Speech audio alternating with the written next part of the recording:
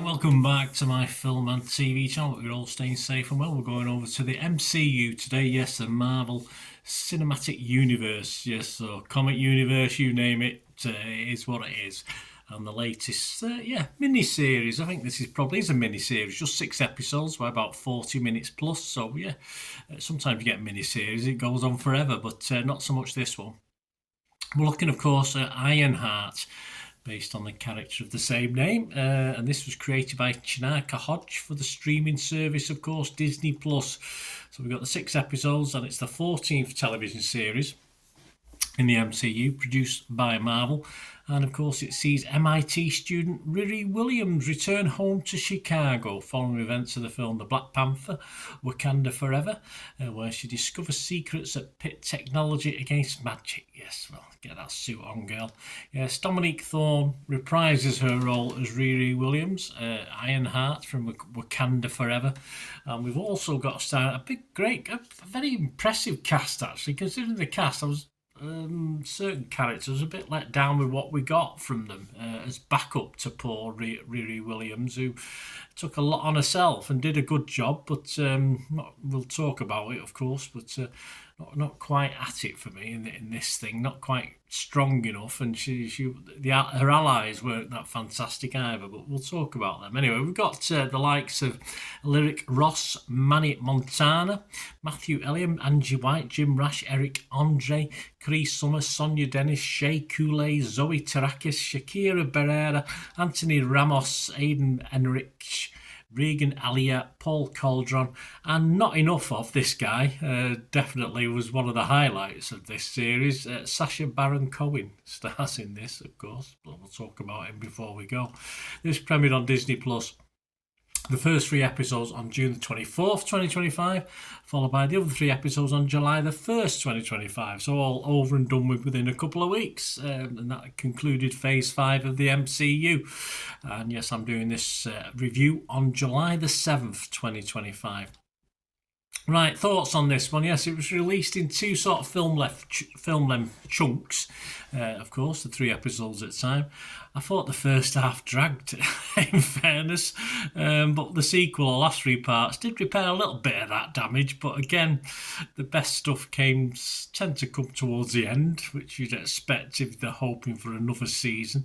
For me, the character Dominique Thorne as Riri Williams is just not strong enough. I like her, don't get me wrong, she's very talented. I just think she needed a few more investable characters in and around her.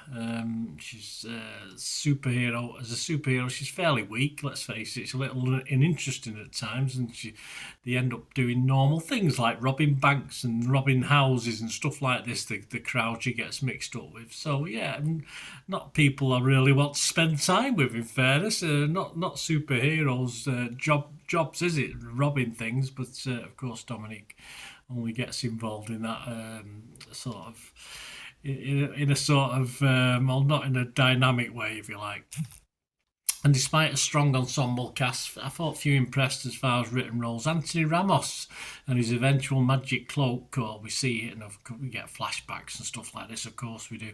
It just didn't intimidate or it lacked a bit of oomph for me as a bad guy, simple as that. But Sacha Cohen's Mephisto is the only one really I wanted to see more of, and we saw very, very little. Sadly, he's always on the periphery, only appears very briefly towards the end of the series, and I wouldn't have minded seeing a bit more of Mephisto.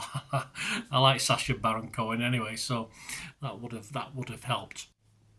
I'm not surprised that most of the good stuff is loaded towards the end. I mean, I've had 11, 12, 13 episode series where you get all the good bits in the end, but at least it kept you interested.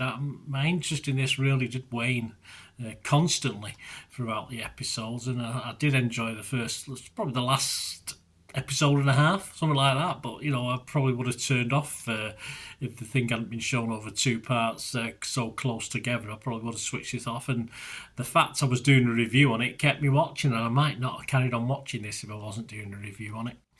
Zachy Hansen of San Francisco Chronicle liked it though and scored it 75 out of 100. Said Ironheart may not have the visual pyrotechnics of a big screen tentpole, but it compensates with texture and authenticity. The show knows when to flex its effects budget while keeping its focus on the characters. Yeah, it is nicely put together. Don't get me wrong, there's money spent on this, and you can see that. But I say the characters for me weren't really that investable enough to want to focus that much on it. Jacob Hall from Slash Film website also liked it. He scored it 70. He said, when Ironheart gets cooking, it's impressive how much more satisfying it is than other Marvel shows that lean on earth-shattering events of cosmic importance. Well, I sort of want that. I can appreciate it being toned down a little bit, but I don't mind a little bit of that as well. Nothing that happens over the course of the show's 6 dense, quickly paced episodes impacts the larger MCU, but it sure changes Riri and her friends and enemies. Yes, it's Marvel. Yes, they have sort of scooted off and done more normal things, but it's Marvel. I want Marvel things. I mean, I'm probably old-fashioned, I don't know. But, you know, a gang of robbers and an eventual cloaked and lightning blasting baddies or two against a poor girl's Iron Man, which is what it is. It needs a little bit more development for me, a little bit more fun. The comedy never works in this. The best part about superhero films is a bit of the dark comedy, a bit of the light comedy. It never really works, and it should at least, surely, if it's Marvel, it should at least cause a ripple in the MCU. That's all I'm asking. Rodrigo Perez of Playlist, he didn't like it, a bit like me. He scored it 50 though. He said Ironheart is by no means terrible. No, it's just unremarkable enough to feel wholly non-essential. Yeah, what's the point? I felt like saying with this thing. And I'll leave the last critique to Empire Magazine's Eamon Warman. He said, despite its nice flourishes and big introduction of Riri and Ironheart, still hasn't taken full flight. If season 2 does come, some serious upgrades are required. That's a big if, of course. He scored it 40 out of 100. Yeah, fortunately, there was only a week between the first 3 and the second 3. So I said if it had been longer, I might not have bothered. If I hadn't been doing a review, I might not have bothered. This does bits. There are bits in it. If you're a big fan of Dominique Thorne as Riri Williams, then this is probably worth a watch because I think she does a bloody good job. No problems. I'm okay with her. Just wanted more from some of the others. And it never ever at any time in the 6 episodes totally worked for me, apart from say the last knockings of it. And yeah, I got a little bit bored with it in fairness, and it dragged. I mean, the 40 minutes felt like a lot longer. No news on a series 2. The public generally don't like it, which we'll see in a minute, and I'm generally with them. At best, we had a 90-minute film in this, and even that would have been a little bit disappointing, I thought, within this Ironheart. So there you go. Let's have a look at some of the scores. Rotten Tomatoes like it. The critics like it. 58 fresh, 22 rotten, so that's okay. It's now 59. It's now 58-23. 58 fresh, 23 rotten, because I'm going to class this as rotten. Metacritic's a little bit split on it. There was 9 positives, 13 mixed and 1 negative. So I'm not going to be totally negative on it. As I said, there was bits in it, and I'll give all credit for the 20 minutes, well, not even that, probably 10 or 15 minutes of Sacha Baron Cohen we got. I'll give it a mixed response. So it's now, Metacritic was 9 positive, 13 mixed and 1 negative, so that mix has now gone up to 14 with mine. Rotten Tomato users didn't like it, just 50% positivity. Metacritic users, quite a lot, certainly about 250 at least, over 250 reviews. 3.9 out of 10, not out of 5, out of 10, so they didn't like it. Internet Movie Database, 42,000 scores and reviews, and this is tantamount to saying please no season 2 unless it's vastly improved. 4.2 out of 10, Internet Movie Database. My score, yep, I might do something on TikTok for this and put a score on there, but if it doesn't get a 5 out of 10, it nearly got a 5, very, very nearly, just for, I can't give a 5 just for Sacha Baron Cohen's 10 or 15 minutes, can I? So, yeah, I'm not going to score this, it's less than 5. Yeah, check out my TikTok and Facebook if you want to know the exact score once I've not put that up yet, but I will try and put that up. So, very disappointing. No score from me. Doesn't warrant a 5 out of 10, so it doesn't get a score.